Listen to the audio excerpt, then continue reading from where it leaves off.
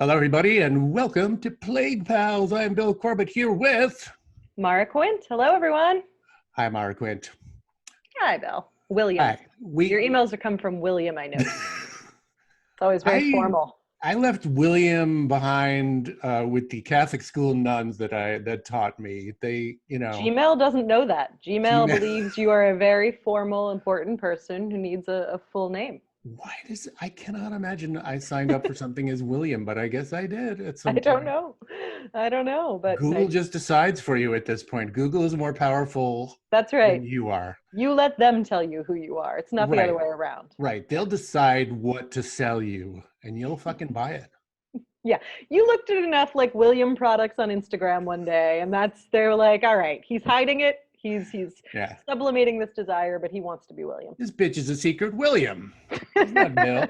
It's weird. It's even weirder to me when somebody just out of the blue calls me Billy, which Billy was my name until I got to college. Like all my high school friends who I would hang out with post-college would call me that. And it was like, Billy. I feel like I'm 7 again. I was going to say, Billy to me is like you're either going with Goat or Billy Mooney, like from the Twilight Zone. Who, the little boy who had the powers. That's it. Like those are the only Billies really on the spectrum. Yeah.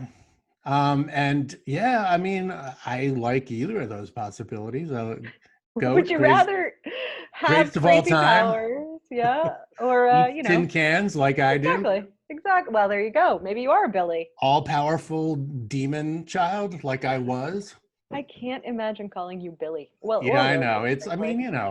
Billy. I'm too old for a Billy. Although there are a lot of like weird hick politicians who have just never surrendered their little short pants names. I just realized Billy Bob Thornton made that choice. He was going to go by Billy Bob. He could have been William Robert. William Robert Thornton. He could have been a very patriotic politician from the 18th century, and instead he went like hick who is gonna sell you some of his I don't know what do Hick sell? His blood. Remember when he was he was wearing that vial of blood, Angelina That wasn't his blood. Yeah. She was wearing his blood and vice versa. Little blood swap. Little blood swap. So no one remember romance is dead. Do you remember what put him on the map basically? Was that Sling Blade movie? Mm-hmm. He basically jutted his jaw out the whole time, talked like, French fried potatoes. I can't. Yeah, exactly that. He talked like he was the grown-up version of the kid from Deliverance. He talked like his name was Billy Bob. Billy Bob, he leaned into the Billy Bob. He knew it was coming. He was going to hold on to that. The Billy Bobosity of it all. Ah, yes, the Billy Bobbit. Anyway, guess what, Maura? It's tax day. It is tax day. 3 months rather. 3 months. The most exciting day of the year. Yes, it's the most wonderful time. I mean, I walked outside and there was snow, there were sparkles, glitter. Yeah. It was magic, absolutely magic. Bluebirds with the tax unicorn came in the night and left little bills underneath my bed. I mean, the bluebirds with little 1040 easy forms in their beaks. That's right. It's wonderful. I think that's how they would file. They don't have very complex finances.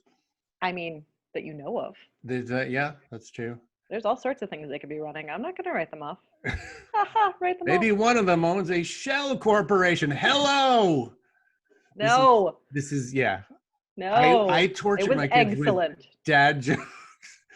But the problem is my daughter actually loves them. She loves excruciating puns and she can outlast me. And she will go all night just like, let's see who squirm the most with the shittiest pun. Oh, I'm outmatched. Bring her in. I want her to do nothing but bird puns until you crack. All right. Well, Plague Pals is canceled. We had a good run. It can only go on for so long. But this is what happens when you're winging it. It's been... Yeah, no, it's the whole created podcast. A monster. It's the whole podcast.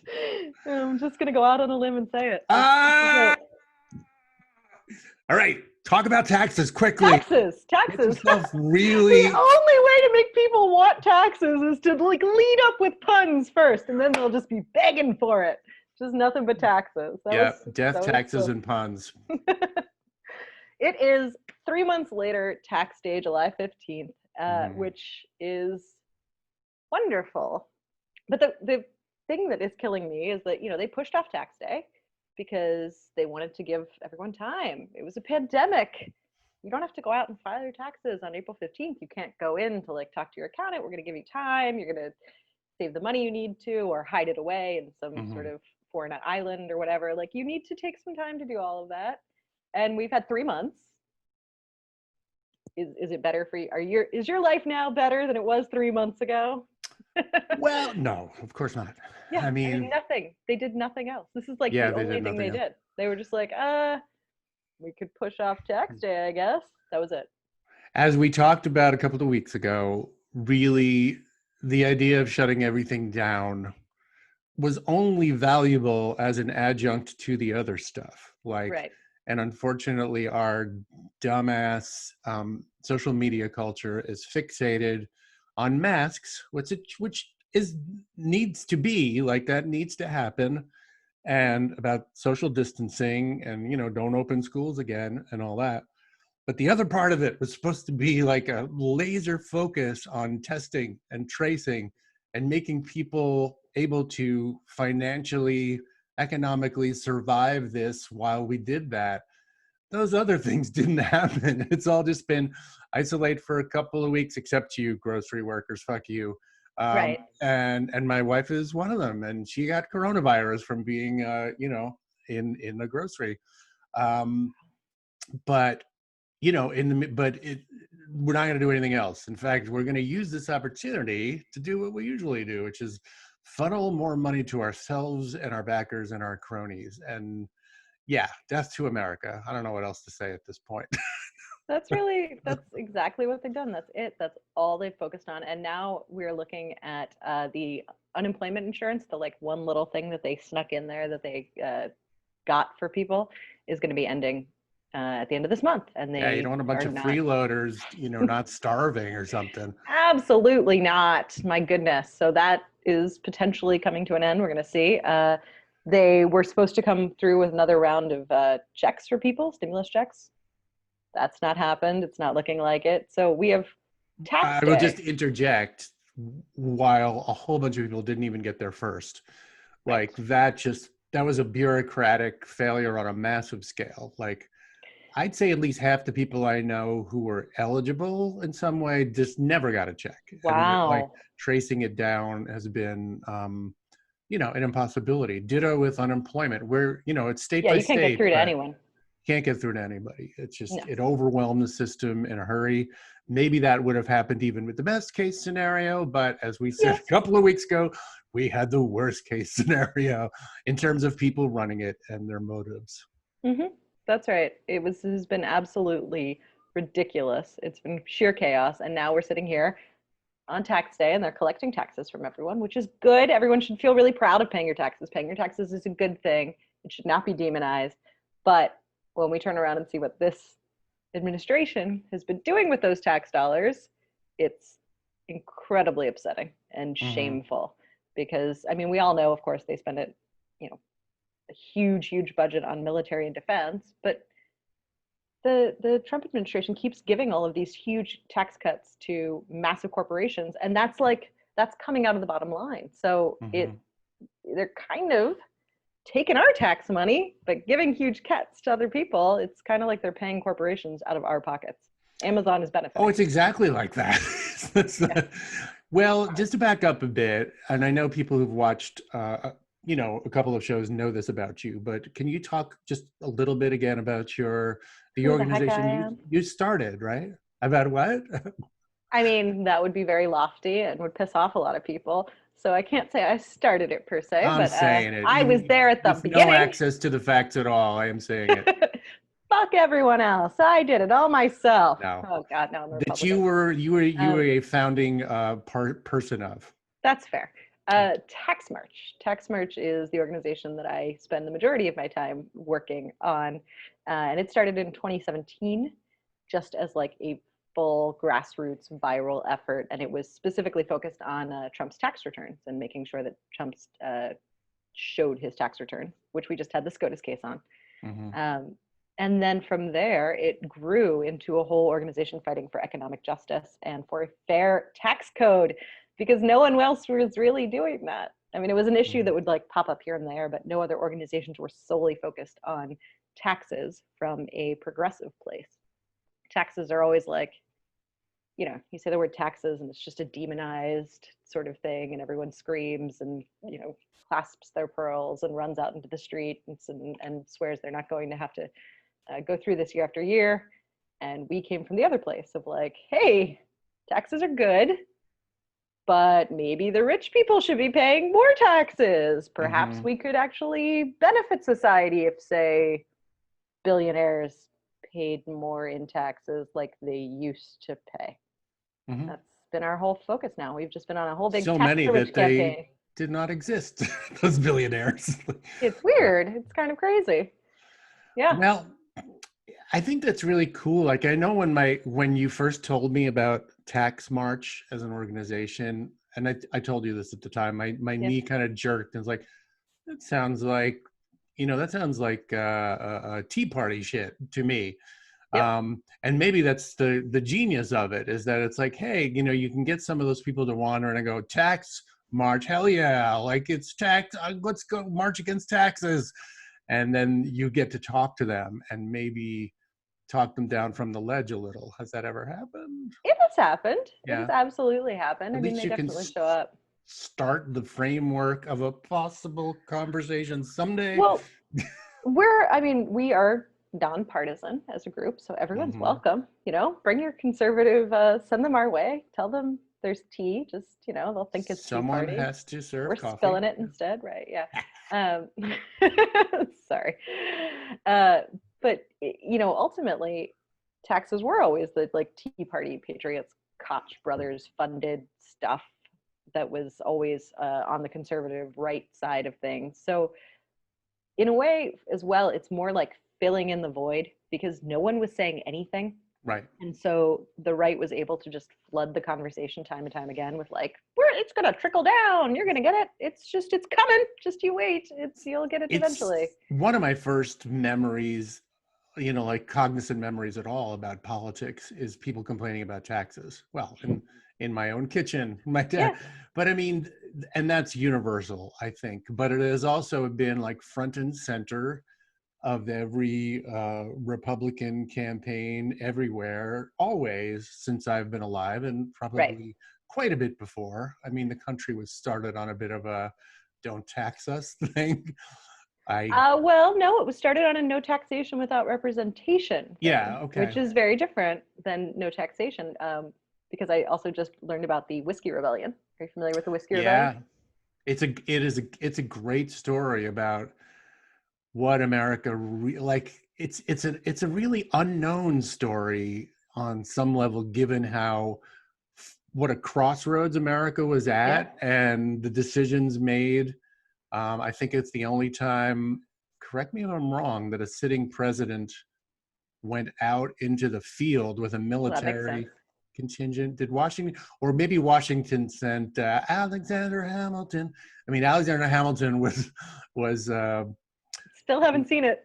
All right. Well, that charming rapper Alexander Hamilton led an army out to crush this rebellion. So that sounds right. Can you give me the basic facts? Because I feel like you know more about it than I do. Really, I'm bullshitting my way through it, honestly. No, you're doing great. And if I try and like give you facts on it, I can immediately I'm sure I'll be totally wrong. But I don't like facts. Let's get that clear. There can so easily be lies. Just muddle it all, and then you get a little bit of something. Yeah, that sounds right. So there was a tax implemented by our first president, our first government, Washington, on George Washington. That's the guy.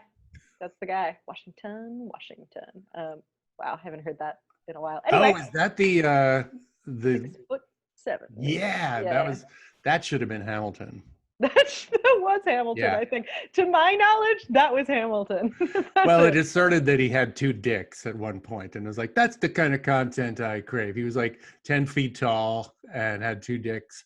And then at one point it goes to like, he just had like 100 fucking dicks. Like it just kept growing, which is, I mean, that was just comedy gold. I don't know. Nothing's really Come topped on, it. Hamilton, step up your game.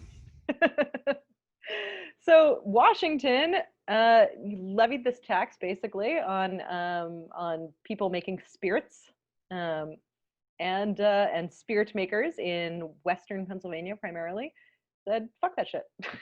I don't want to fucking pay." That's basically your stomping ground. I mean, you're central. Not far More. from me. Yeah. Yeah, I've been there. I went to Whiskey college out rebellers, that way. all of you.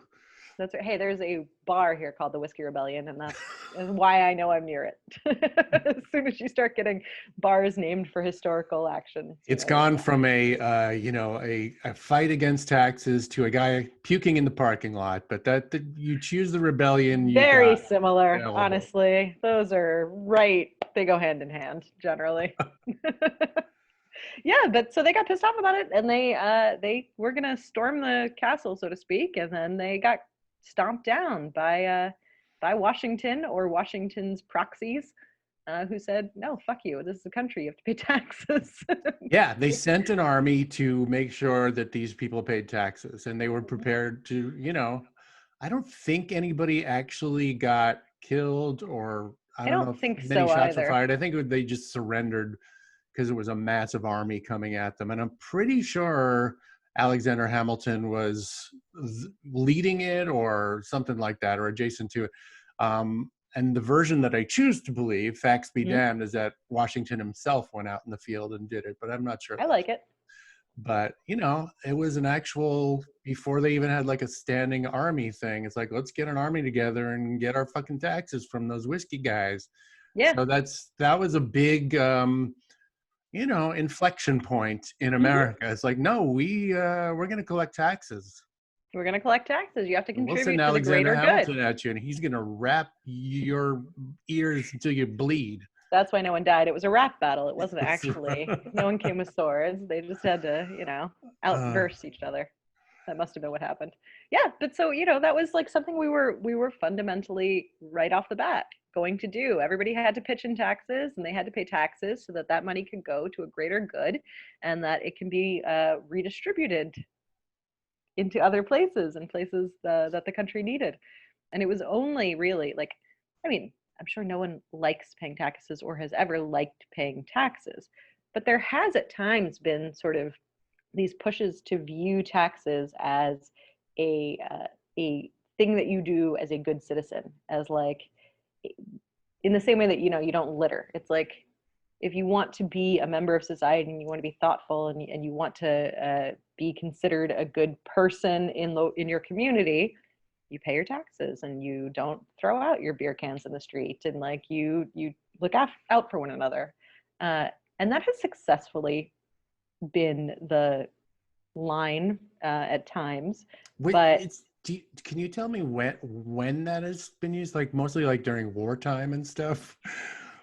Yeah, but I mean, also, there was a point when our taxes were structured very differently. And when we look at like the 40s, 50s, we're looking at like, I think our top marginal tax rate was 93%.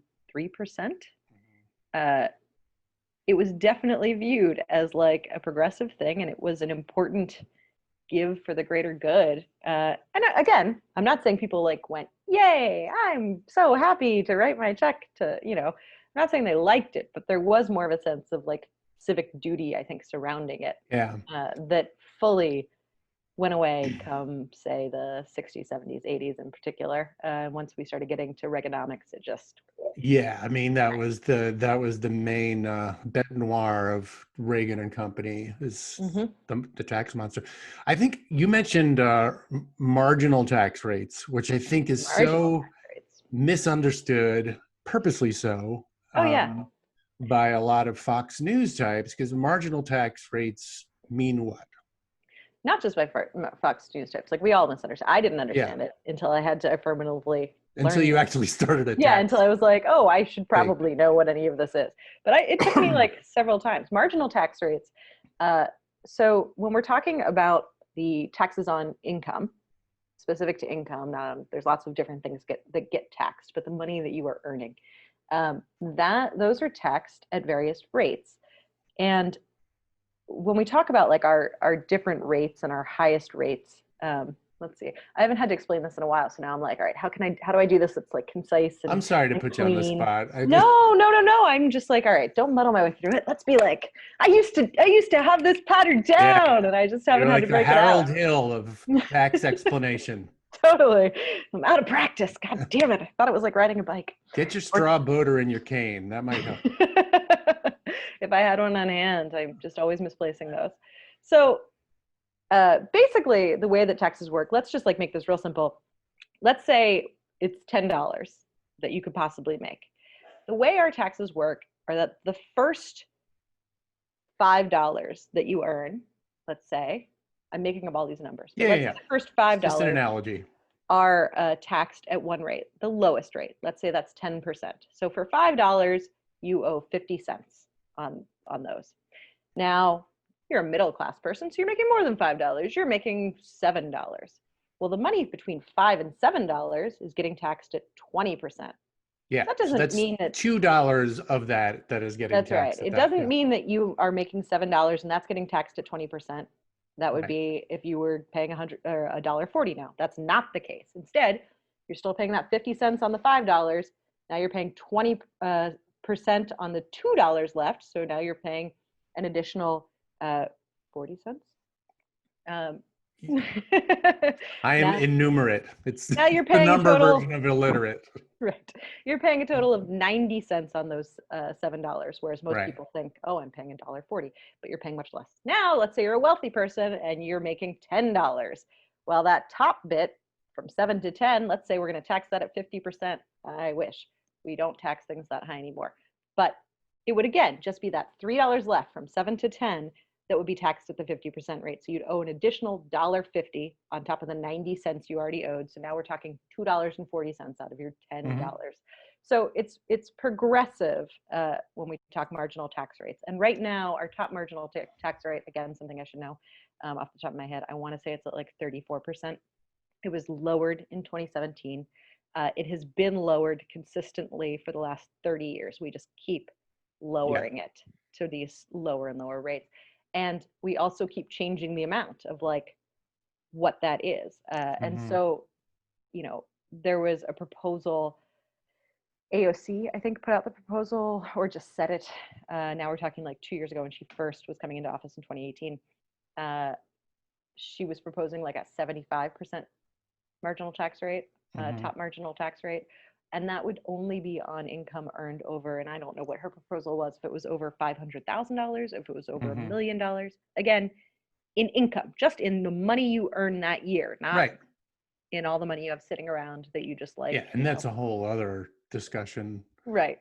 Not the money bed that you've created for yourself that is just stuffed full of $100 bills. Like, that's fine. That's a whole other thing. But just on the income. Yeah. Not the active gold mine, you know, run by enslaved people. Just, yeah. Well, it is, it's until you get that concept, you can easily be scared off, because I know I was. When I heard like there was a point at which marginal tax rates were over 90% during the Eisenhower, I believe, administration, Republican, I was like, that's too much. That's ridiculous. Until I learned, like, oh no, that was only like way at the upper end of their income. And it didn't mean that people who earned that much were taxed every dollar with that amount. It just meant like the top of the top of that amount. Yeah. The last million you're making is where we're taking it from. You already had plenty come in before that. There was a Twilight Zone that I was watching, like an old one, not one of the new reboots. And I forget even which one, but he's getting all these sort of wishes, and he wishes to be like very wealthy and a millionaire. And because of when it was shot too, he was like, well, if I got $1 million, let's see, after taxes, let's see, they'll take like 75%. Like he was misunderstanding marginal tax rates too, even at the time. And even at the time, misunderstanding marginal tax rates, making a wish, it still was like, but that's okay. That's still a ton of money. Like he still wound up with like, but you know, that's fine. I'll still be really, really well off. And that's the other thing that always makes me laugh. It's just like, there's a point, there's like a threshold of money where it just doesn't matter. You're not going to spend it in so many lifetimes that like Mm-hmm. it's just now you're just talking about like a video game you're playing. You're just trying to get a high Right. score. Like that's it. It has no real life effect of anything. Exactly.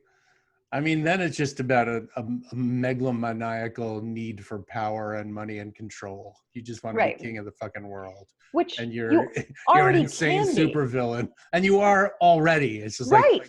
just That's the thing that kills me is like because there's also this constant, oh, I love this one. There's so many bad theories in the tax world, which mhm. I didn't know about until I like went into this whole thing. But they're all done by people who completely misregard human nature at all. And they're just like, well, if we're all robots, we are going to want to achieve maximum. Like, it's just nonsense. And so, one of the arguments that gets trotted out all the time on the right is like, well, we can't tax people too high. It will de-incentivize their desire to be wealthy. Like they won't want to make any more money, and then our economy will tank because they'll give up. What will be the point? They'll stop trying to innovate, or like that argument is trotted out time and time again. There's even a fictional world based on it, the Ayn Rand Galt's Gulch. It's where who John Galt, the hero of Atlas Shrugged, I think, or That sounds right. It's basically all the achievers and the people with money just withdraw from society because they're tired of being unappreciated. And it's like this such a jerk off fantasy about like, oh, it's the Barry Weiss we don't world. have us to tax anymore. And this is also Ayn Rand, who was getting like welfare in her final days. Right, of course. By the way, I just want to say somebody is working the lawnmower hard outside. So if you're hearing that, good. I'm glad. Working it hard. I didn't know there were like various degrees you could sort of lawn mow. That's all right.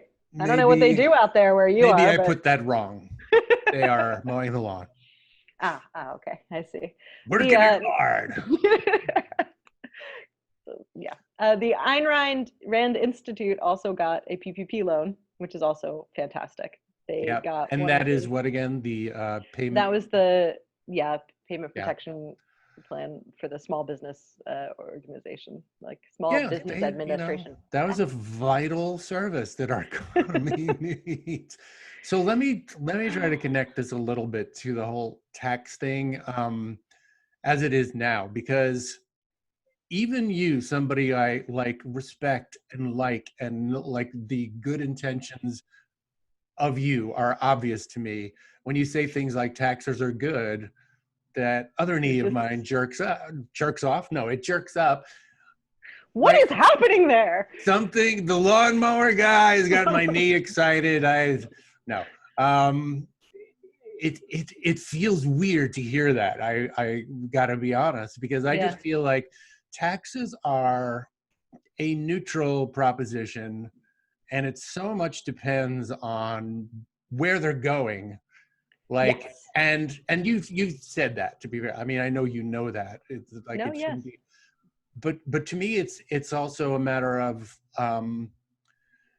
like in a country like ours that was based like sort of rejecting the idea of a social contract and social cohesion for all sorts of reasons. Taxes started out as kind of the enemy, and when you say no taxation without representation, that is exactly what we have now. I mean, we have an oligarchy that is doing what it wants. I mean, and this is borne out by study after study. It's like all of the needs of the rich people are just like absolutely delicately attended to by members of Congress who get money from them and jobs from them afterwards and invited on their yachts and everything else. Whereas we dutifully pay our taxes, and our need for healthcare, for anything else, is just it's just a big old fuck you. And the Democrats might try to soft pedal that. That's sort of their brand, and to pretend that they are trying and want to help us. They just can't because of those Republicans. And the Republicans are more just the honest, like, no, you're lazy. But it amounts to the same thing. We are sending the most of the taxes because as you learn in the Panama Papers, like the rich don't pay taxes. They hide their money, and they pay a certain amount, but mostly they have found ways to evade it. The actual rate of tax paid by, and even fucking Warren Buffett said this, like like called the effective tax rate. The effective tax rate, the amount of percentage of your income that you actually pay if you are a waiter at TGI Fridays or something is much greater than any oligarch, because they have their interest income too, which has never been anywhere near reasonable. Right. And we don't tax capital gains at the same rate that we capital tax gains, income. Which is like the main income of a lot of these fuckers. It, but not at the same rate. We tax it way below income, which is one of the big pushes that there are even a couple of people in government right now, and not always the names that you hear. I don't know how often. Actually, I'm curious. How often do you hear about Ron Wyden? Does that name come up for you? Yeah, well, in as much as any name comes up for me. No, like not as much as the obvious, like frontline, political celebrities. Right. But I do know that he is, I mean, in my opinion, he is really impressively progressive on a bunch of stuff. And he's a senator or a congressman? He's a congressman. He's from Oregon. Oregon. Yeah. I think he is like so-so on some stuff, but I'm sorry, no. He's a senator. I was going to ask you Lloyd Doggett too was the other person. Could have fooled me. You could have said he was governor, and I would have said, "Yep, you're right." No, I was just trying to I'm going to ask him this other thing, and then I was only half listening to you while I did that. It didn't work out for me. Most people, I mean, half. I'll take half, because that's a lot for people listening to me. I think he's the king. I'm not sure. Hold on, He's the Counselor of the Exchequer in Great Britain. Mm-hmm. No, I mean, I do think there are a lot of sort of unsung heroes on particular issues. They may not be great across the board. No. And I think Ron Wyden is I don't know what they are across the board for that matter, but people like Ron Wyden, and so I was going to say Representative Lloyd Doggett and Senator Sheldon Whitehouse. They're all people who have come up on my radar that I don't think I would have heard about if I weren't like in the tax world, but have put forth various proposals that are very progressive leaning, and certainly Wyden, I believe, is one who is championing taxing capital gains at the same rate as of income, which would make a huge difference. It would have the effect of taxing the rich. Like that's what that would come down to. It's just a tax the rich proposal. And the thing that leads me to despair, which is a little too, I mean, that's a little too available these days, but is that there are so many fronts in this general discussion that have been gamed so massively for so many decades with little to no resistance. I mean, since the Clinton era, which was basically about how are we gonna address like what Reagan started, and the answer was basically, well, we'll meet them at least halfway in their right wing economics, and we will try to get some of that money that's on the table there from corporate America, and find out how to do that and keep it, and keep our social messaging liberal in a satisfying way. Yeah, rather than trying to fix the game, they just realized, oh, we can play it too. We can play it too, and we can find our own identity or brand within that as like the people who are trying to be fair. And I do think that there are a lot of Democrats who genuinely make efforts here and there, including the ones you mentioned. Katie Porter seems like a good new addition to it. And of course the squad types and all that. I mean, but it is massive. There are so many fronts, and they are so massively just overmatched by the sheer fucked upness of the structure that we have now. I mean, Barack Obama,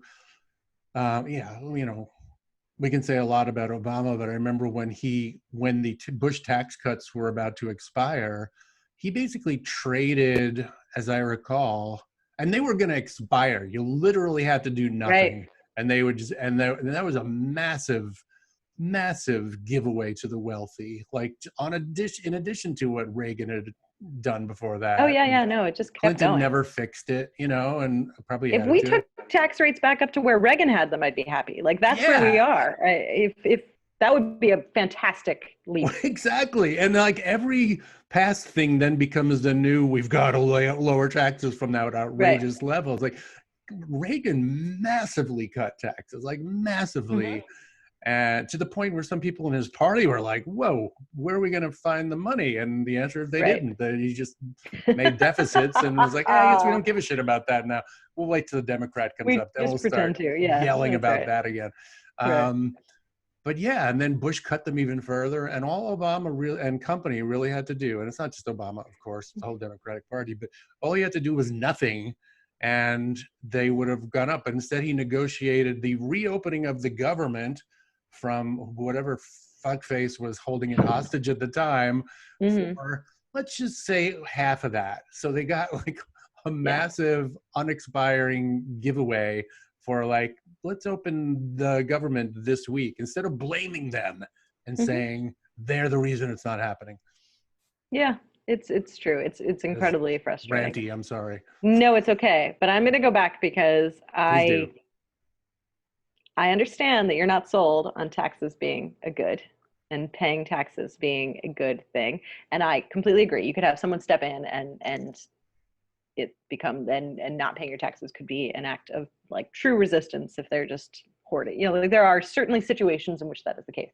But CBPP, which is the Center on Budget and Policy Priorities, put out something not too long ago, but on where do our federal taxes go? And I had pulled it up earlier anyway. So, you know, we know that there are tons of bad things in our in our budgets right now that are getting paid out to things that we don't want them to go to. Obviously, our military is ridiculous and bloated, and on a state and local level, police departments, very clear indication of, you know, an organization that is getting far more tax money than they absolutely should in any way, and that all of that needs to be shifted around, and that's a problem. But that said, right now on a federal level, they're looking at the fiscal year 2019. There were 3 areas making up the majority of our budget. And of those, 23% of the budget was still going to Social Security. 25% of the budget was still going to Medicare, Medicaid, and the CHIP and marketplace subsidies for healthcare. So now we're like nearly at half the budget going to things that are worthwhile, even if obviously Medicare and Medicaid are great and should be expanded for everyone, but like they're not where they need to be. But that doesn't mean that we should be at a place where nothing is either. So, you know, we're talking about half of that budget going into like very important things that are caring for people directly around you. And it's about 16% of the budget right now on defense and security, which is terrible, which is ridiculous, but it's still like not, you know, I think we sometimes inflate it to our brain, like, I'm just fucking buying more goddamn jets that nobody fucking needs, you know, like, which is true, but you are also specifically, your money is going to things that are of vital importance. And there are infrastructure, you know, as well, that yes, Amazon should be paying for since they use most of our infrastructure more than any of us ever will. But there are things that we are contributing to for the greater good. Taxes are good. They can be good. They can be wonderful, but they certainly are good. I'm going to convince you. It's not going to be today. Well, no. I'm going to chip away at this. I am kind of convinced on, even before you said that, which is incredibly well taken point. I mean, I pulled up stats and numbers, god damn it. Well, yeah, that's pretty rare for this show. I know. It was like I'll never do it. thing for me. So very good about it. I got to say, I knew that those numbers for, you know, for what you mentioned, that 50%-ish were high, but I didn't know it was that high. And I probably would have put the defense budget more like 30% in my brain. But me too. Yeah, you're absolutely right. Of course, like there are valuable things you can do and should do with tax money. It's just, it is tricky to say the least, with a country like ours where so many bad actors just either fundamentally don't believe in the idea of taxes, like that Tea Party-ish adjacent to the phrase taxation is theft. Like some people sincerely believe they that fully any believe it. money the government, taxes is theft from your fucking wallet. And it's like, dude, it is absolutely right up front in the Constitution. It is Article 1 about Congress and what they are empowered to do. So like, you either accept the actual premise of the United States of America, the document that started it, which puts it right up front and reiterates it, or you don't, you like, or not. But you can't fly the flag of this country and say you're patriotic, and say like, well, there shouldn't be any taxes, because like that is the founding document saying this is how we put this shit together. And the Whiskey Rebellion was about that. It's like a complex issue, and there's a lot of reasons for it to be complex. And I feel like there should always be like a constant auditing and examination of where our money goes. That is where, that is where a potential good conservative movement might be helpful. Conservative in that very narrow sense. I was going to say, but what it really has come world to that is doesn't like, exist anymore. I don't want to pay taxes on my billions, or hey, I want to use the tax code to like funnel money to me and my friends, which is, the Banana Republic thing that America has been in the process of becoming for a long time, and is now just like all the fucking stops are off. It's just like, woo, just a slide right there. Pandemic money, it's mine. It's fun. I can't believe the pandemic money still, my brain kind of overloads every time I try and think about the fact that like there are so many people who used a goddamn pandemic to profit from, and not even profit like I came up with a drug that will end it and now I'm going to overcharge everyone for it. Like that would be terrible, but at least there's like I did something and now I'm going to, personally benefit. This is just pure like, oh, are we writing something? Well, I wouldn't on that. Yeah. Just put me in there. Just you're writing. Yeah. People are demanding you're putting, just. How about wetting my beak? I contributed to your campaign. Think about little old me here. I'm just a billionaire just hanging out, The Trumps have helped themselves to some money. I hate to say it. I know she tears up a speech good and does clapping, but Pelosi's husband, I believe, got one of those loans. So several people said that to me, and I never had a chance to even look into it. And then several people were also like saying, no, it was he was like, he used to be. I don't know where that fell. I have no idea. I never looked into it, and I had people angry at me on both sides of it. So I just said, all right, whatever. Well, I'll take the bullets if I got that one wrong. That's me. Right, no problem. But I have no trouble believing that about. Oh, sure. Like about a lot of Democrats. Some Democrats I wouldn't dream of, like that would not occur to me. It would be like a big surprise. To me, that wouldn't be, because she is a multi-millionaire and, is always serving the interests of her class. It's just the way, and that's what they do. They take care of their own. They just eat some expensive ice cream and hoard wealth. That's their deal. Yeah, and of course, goes without saying that every voracious Republican out there is full of, dog shit about that. Like as they go for that money, that free money. Oh yeah. They don't care about deficits. They never did. Mm-mm. If there was a generation that did, they're long gone. Everybody's just like pigs in mud. Absolutely. Did you? I feel like you must have come across the work or the advocacy of David K. Johnson at some point during your. Does that name ring? That familiar? name absolutely sounds familiar. It is also a very common name. So. Yeah, I think it's like C-A-Y, David C-A-Y Johnson, not like the letter K. But he was a New York Times writer, and he's written a bunch of books about how the tax code, as it is now, has just been so gamed that, it's basically an upward wealth transfer constantly. Yeah. And so therein lies my sympathy to people now who just feel like, I pay a lot of taxes and I don't get, because with the taxes we're paying now we could have Medicare for all. We wouldn't even have to pay a ton more. And we absolutely and could. We don't get that. We have to also pay tens of thousands of dollars to insurance companies.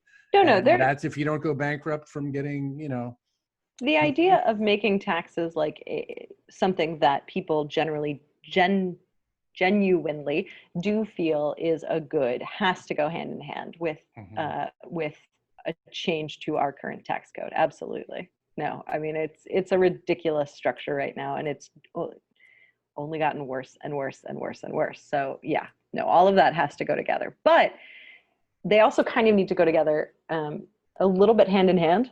And, you know, that's part of what I mean, that's one of the reasons I like Tax March and why I'm like happy to work there and feel good about it is that taxes have been like, the other thing is that they've been written and they get talked about in a way that is meant to like keep people out. You're not supposed to know what a marginal tax rate is. You're supposed to fundamentally misunderstand it. It's going to sound a lot scarier if someone suggests we tax, you know, the 75% at the top rate. That's going to sound like, no, no, no, because it is a little bit difficult to explain. And so many people have invested so much time in making sure that you don't understand it. And so that's part of what I think is really important too. People just need to have the opportunity to even understand it, because no one has like, no one cares. No one has time working like 3 jobs to sit down and be like, let me investigate the tax code and I'm going to teach, you know.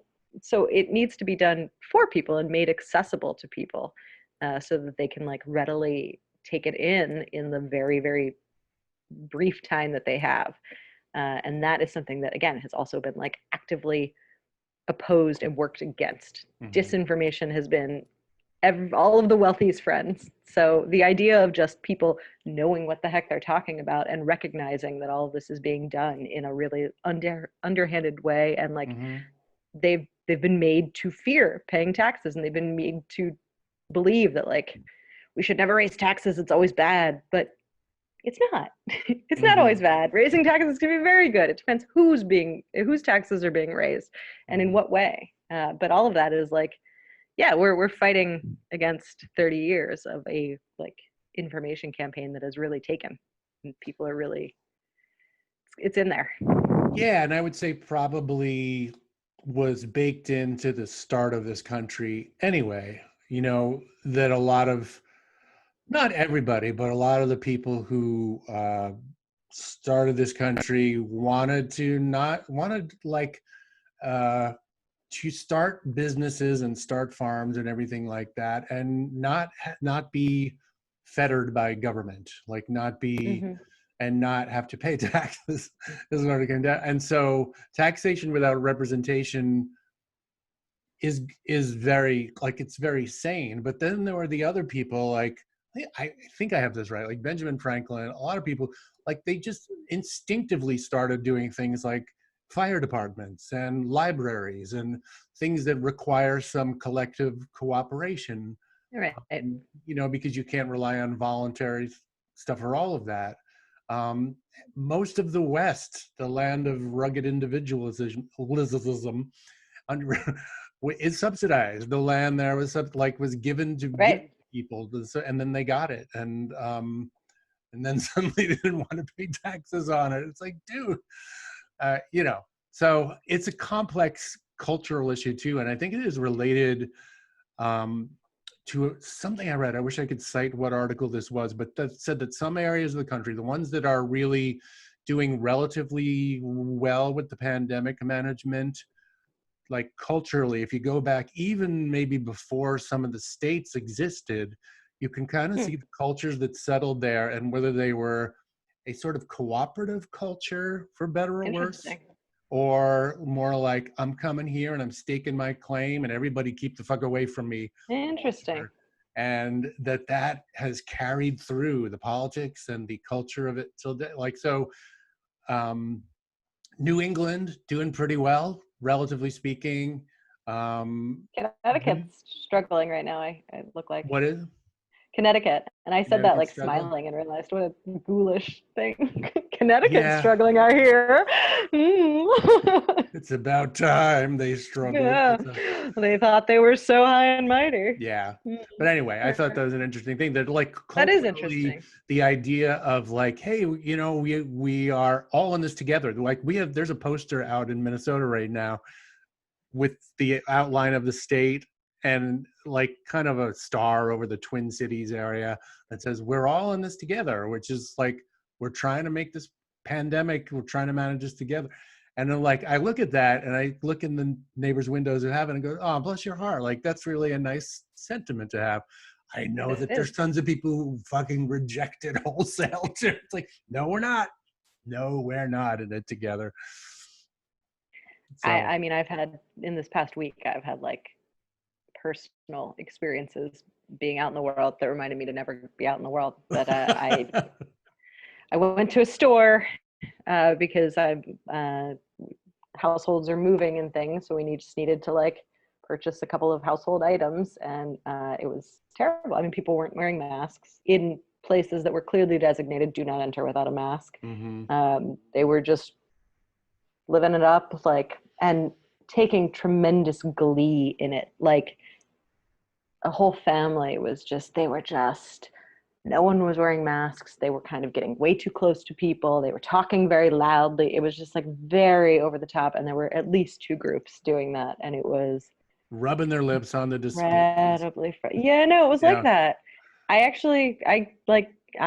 don't like confrontation, but I did a little confrontationing. Good for you. I mean, I just went up to the first group because they were so, and I, in my politest, most friendly voice, just said, you know, they require masks here. I have some extra ones. Do you need some? Like, just very like, I have some. I can help you. You must just not have them. And they were very, they responded as one might think they were responded, not quite in the same pleasant tone of voice. It is so depressing and weird that has become a thing on multiple fronts. Like, I don't want to wear a fucking mask. I hate them. Like, I don't mind them for a little while, but like, having been out in the heat with one this week, they're awful. Like, it sucks. But since the very same people who don't want to wear a mask are supporting a guy who is prolonging this thing indefinitely, by being the shittiest leader in the world, like, what do you can choose your poison, but don't choose it for me. I don't want your poison. That's just exactly it. I would like your poison to stay over there because I'm trying hard not to be poisoned as best as I can. Well, Maura, we were going to talk about a couple of other things, but we're now sort of at time. Bunch of stuff. We're at time. Tax is a sexy subject. We just can't stop talking taxes. I was in a meeting with other tax groups, and there was one. Now this is my tax tea. There's just one person in the tax space who, we need to make it sexy. It's just always, she goes to sexy. We have to make taxes need to be sexy. We have to make, I'm sure she's not going to listen to this, so I feel okay saying it. It is every single time. I'm like, I really don't want sexy taxes, please. They should be kept apart, sex and taxes. They don't need to be together. I get what she means, but like, that's a little familiar to me from, from like pitch meetings in Hollywood and stuff like that, where this, and it's even a little more apt there but I get, they're literally talking about putting sex in it. It's a dumb person way of saying this has to be more interesting and alluring and marketable. How to make it taxy. Tax the rich. We'll just put it across some tits. Like, I'm like, what do you want? I don't know. Stop. Just you first. You do it. Show us how it's done. Good luck. Oh God, she would too. No one wants to see it. I mean, she's lovely, but still. Yeah. Well, there was a version of that. I remember when pitching Hollywood stuff and shows 25 years ago, where the executive would say it just needs to be edgier. It just needs a little more edge to it, and it's not, and it's when you ask them, like, what do you mean by edgier? Do you mean more political? Do you want more like explicit sex? No. No, just, edgy. It's like they couldn't really explain it except in derivations of the word edge or edgy. So I have a feeling that's where your friend would be. It's like, all right, so you want people fucking as they talk about taxes? Like, what are you talking about? Not quite that. No, probably not. That's a little much. Now it kind of, I just want to take a porn and just like do a voiceover though. That's just like the marginal tax rate, and then send it to her and just be like, is this what you meant? I just workshopped this. Was this what you were looking for? I'm not sure. I haven't put it out Oh yet, my but God. Well, if you're ever leaving Tax March and want to just like throw a smoke grenade as you go, you think you have your plan. Bye. Yes, tax porn. Yeah. Thank goodness. Everybody needs a let us probably end it here. What do you think? And maybe next week we'll talk about actual sexier stuff, like well, we were gonna maybe talk about cancel culture again, but I think we both agreed. We had promised that, we were gonna do that, but yeah, we couldn't stomach it. After a week of it being all over social media, that term makes me want to retch now. You're canceling our cancel culture. Terrible. And I think there might be a take on it next week that might be interesting, like a more personal take, you know. I'd also like to talk about the fact that I cannot pronounce this horrible woman's name. Ghislaine Maxwell is now, you know, is in jail, and all the stuff around that, because I don't think we've ever talked about this on the show. And we haven't. like it is such a and just like a apocalyptic mess that I kind of want to know everything and I kind of don't. Like, that's how I feel too. I'm like, all I really need to know is like anyone who comes out defending her or saying something nice. I'm like, okay, well that tells me about you. That's not great for you. Shoot you right into every the time sun. Another exactly. Way to tell on yourself. All right. That's like when my kids come running up and say, I was nowhere near the glass thing. Like, oh, it must be broken, and you must have been right near it. So near it that in fact you threw it to the floor. I understand. Yes. Your coded wording has not thrown me. I know, you know, Alan Dershowitz obviously has been just telling on himself right and left. Yeah, it was someone else like that too. Geraldo. It was Geraldo last night. Oh, that's right. It kind of went to the mat for defending Ghislaine, whatever her name is. But even the name is horrible. It is, yeah. And he's like, okay, Geraldo, I guess we know something about you now, buddy. Yeah. Didn't think you were important enough to be involved. Now I guess, you know, congrats. Congratulations. You're in on the satanic pedo ring. You did it, buddy. Well, happy tax day, Maura. Happy tax day, William Billy. That's me, William Billy Corbett. And still working on the, I can't say I've been working a lot on it this week, but I still have in mind to do an audio-only version of this podcast. In the meantime, if you like what you've seen here or enjoying this, please, this is the first official time. Yeah, this is the first official time. I feel like Tim Heidecker here. Smash the like button. Give it, you know, subscribe. Like. Yeah. But yeah, do that. Seriously, do it. We need that. Not with like a cool way. Just calm, tax day related. Mm-hmm. Like, subscribe, etc. Pay your taxes. Yeah. Do the things you need to do, folks. Be a grown up. All right, Maura, have a good weekend. Have a good whole week. I will. You as well. All right. William out.